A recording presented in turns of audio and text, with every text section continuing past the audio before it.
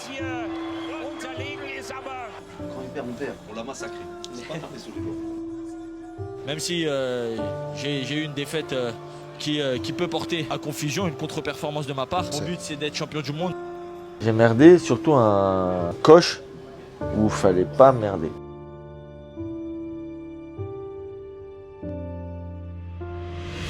Ouais, une défaite, ça affecte toujours. Ouais. Ça affecte toujours, quoi qu'il en. Que tu perdes comme ça, que tu perdes large, ça affecte. Parce que une défaite, t'as perdu. Maintenant, on essaye d'en tirer les points positifs, entre guillemets. Parce que, comme je disais, il n'y a pas de positif dans une défaite. Mais on essaie de ne pas reproduire les mêmes erreurs. On a fait pas mal de réunions avec le staff.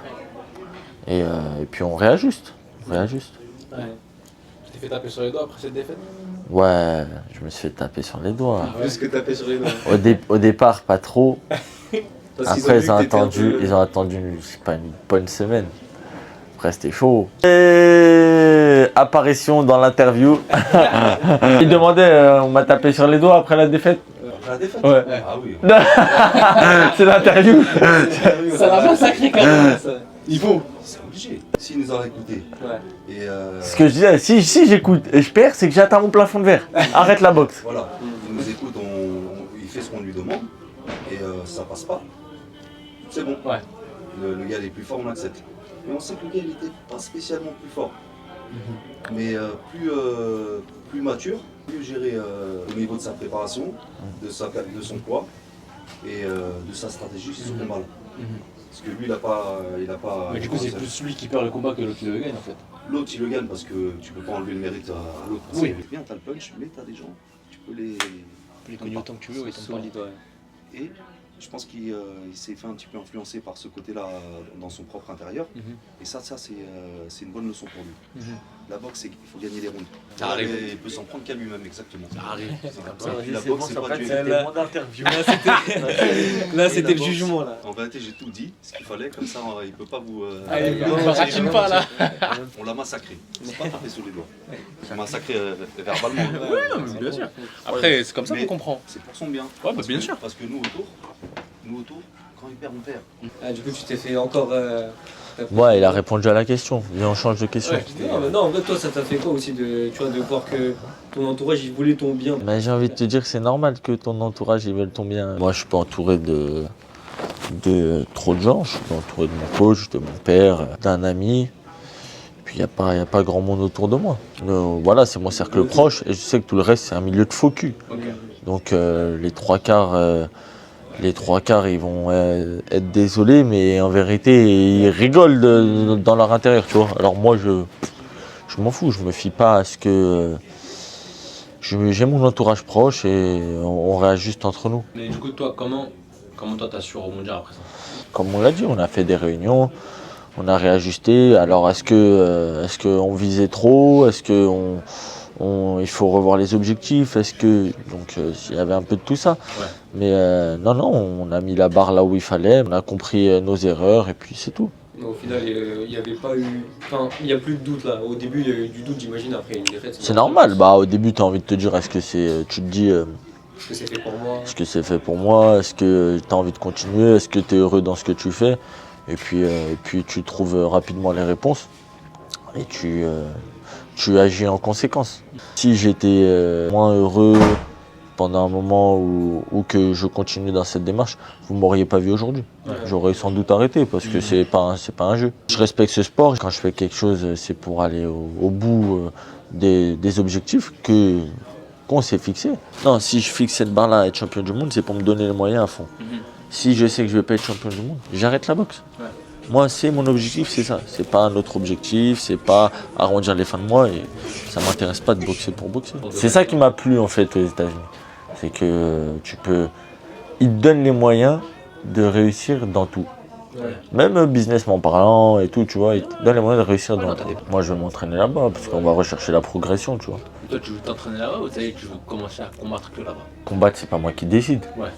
Ça relève pas de moi. Maintenant, si je m'entraîne là-bas, bah déjà, je vais avoir plus de possibilités de combattre là-bas. C'est ça, tu vois aussi. Mais c'est les contacts qui jouent là-bas, les entraîneurs qui connaissent un promoteur. Exactement. Moi, tu vois, l'entraîneur avec qui je suis là-bas, j'espère et je pense qu'il va faire le nécessaire pour me faire boxer là-bas. On s'envoie des textos, il suit mes combats, je suis un peu l'actualité, on est toujours en bon terme. Ouais. Un entraîneur, quand tu t'entraînes, que tu as des qualités, que tu t'entraînes, qu'entre guillemets tu ronchonnes pas, tu fermes ta bouche à l'entraînement et il y a moyen de gagner des combats, bah prends, tu vois, c'est un travail facile pour lui. Si t'es casse-tête, tu ronchonnes, tu fais pas les choses correctement et bah, forcément tes résultats ne suivent pas derrière. Un entraîneur, si tu vas aller là-bas, vas-y, tu vas y aller, tu vas payer ta prépa, mais pas plus que ça, tu vois. Et regarde, Michel non plus, pour faire ses préparations, il ne reste pas en France, tu vois. C'est normal. Il n'y a pas l'émulsion, il n'y a pas l'émulsion autour de la boxe, l'engouement, il n'y a pas tout ça. Et je pense qu'on ne peut pas devenir champion sans avoir cette énergie autour de soi.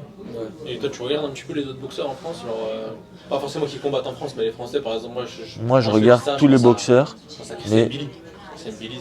mais Christian Billy, encore une fois, il n'est pas en France. Ouais, il est pas en France. Pour moi, je les considère même pas comme des boxeurs, entre guillemets, français. Ouais, non, Parce que c'est pas des...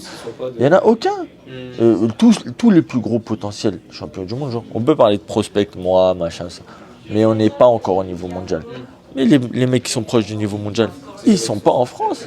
Christian Billy, Arsène Goulamirian, Michel Soro, ils se préparent pas en France. La plupart ne sont pas en France. Même Nordine Oubali n'était pas en France quand il se préparait. Il se préparait à l'étranger.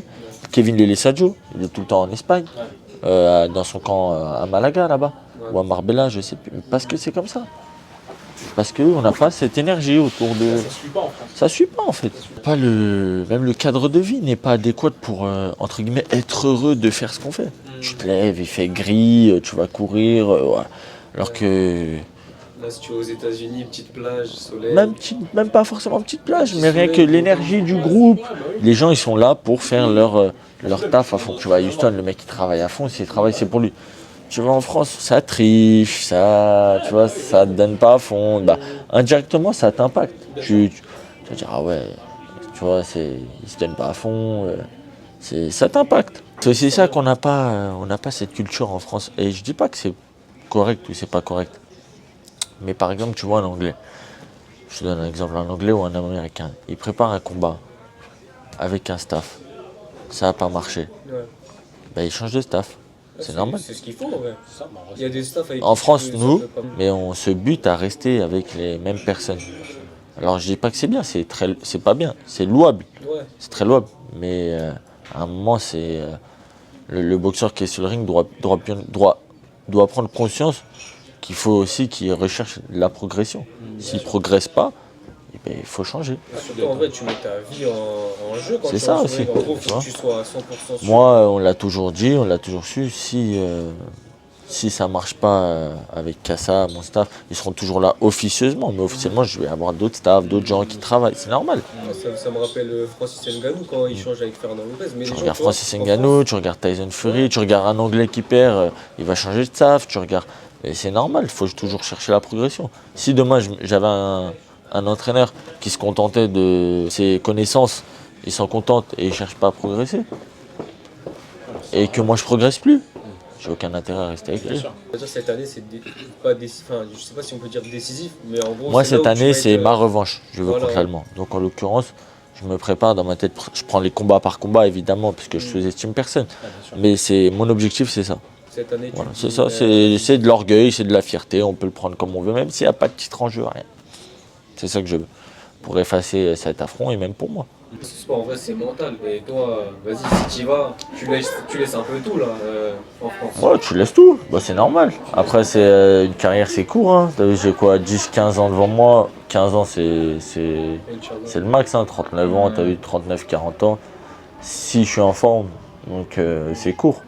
Entre un boxeur qui prend 10, 15, 100, 30, 60 à l'année et un boxeur qui boxe 3 fois par an mais qui prend 5 millions d'euros par combat, bah, je pense que tu boxes pas au même âge, jusqu'au même âge, tu vois ce que je veux dire ou pas? Ça passe par là aujourd'hui du coup. Ça passe par là, ça passe par les sacrifices qu'on fait, c'est tout. Bah, il est invaincu, il a 15-0, 12 KO, donc on peut imaginer que ça frappe. C'est un style un peu atypique. Maintenant, comme je le dis toujours, on trouve tout aujourd'hui sur Internet quand on prend un adversaire qui est un peu bon. Donc j'ai étudié comment il boxait, il a certainement fait pareil. Puis maintenant, il n'y a plus qu'à faire, il n'y a plus qu'à reproduire ce qu'on a fait à l'entraînement. J'ai merdé surtout un coach où il ne fallait pas merder. C'est ta maison le ring, hein. C'est chez toi, c'est toi le champion.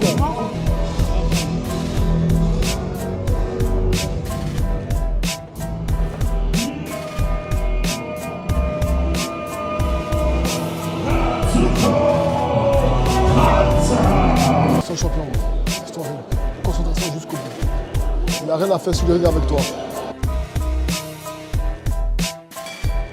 Début de la première reprise. Beaucoup de feintes. Toujours actif. Double. Voilà, encore. Très bien. Plus de feintes. Voilà, allez. Allez. Très bien, Milan. Je sais. Sois vigilant. T'as pas pris de coups. Dès que tu as l'opportunité, tu l'envoies. Ok? Parfait. Tu montes ta main, tu regardes devant toi et tu sors. Et contrôle toujours avec ton jab en haut, en bas. Feinte. Et dès que tu as l'opportunité, tu mets ta droite. C'est très bien. Reste actif. Respire bien. Merci, monsieur. Agressif. Encore. Bouge. Avec les feintes. C'est ça. Continue sur les super. Reste focus. Joli. Encore. T'es super, tu diras. Batterie faible. Veuillez la recharger.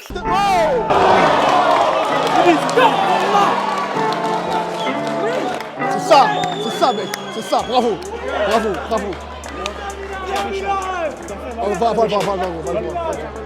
Contrôle. Faites un petit souci. Contrôle. Tout dans le contrôle. Contrôle. Tu la mets en haut. Ton tirage du bras avant, je suis content aujourd'hui. J'ai été le voir. Ton tirage du bras avant. C'est ça qui appelle. Arrière, quand il suit derrière, il est bien. Mais pour mettre le bras arrière, il faut un travail du bras avant. Quand il suit, c'est bien. T'en as un autre à mettre le 22 février. Ok? T'as un autre. Tiens. Ouais, attends. C'est un Africain, hein. Les Africains, ils ont des pierres dans les mains naturellement. Ah bah ouais. Il a dit Milan. Premier round, il tape fort. Thierry. Milan la grinta. Il a géré le combat avec son bras avant, c'était la clé du combat. Il a trouvé les ouvertures, il a mis la droite, il a piqué au premier round. Le travail sans se précipiter, il a fini au deuxième round. Je pense que c'est un combat parfait, sans prendre de coups. Déclaré Je suis très content sur le vainqueur combat par là. KO à la seconde reprise. Milan